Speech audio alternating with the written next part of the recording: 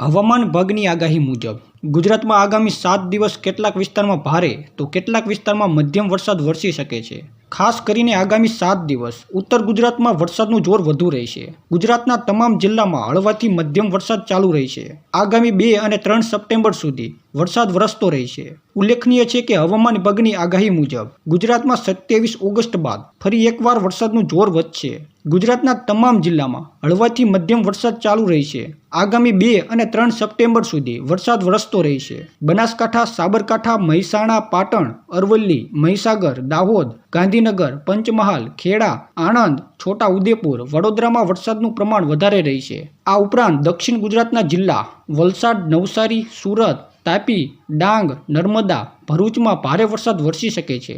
બાકીના તમામ જિલ્લામાં હળવાથી મધ્યમ વરસાદનું અનુમાન છે।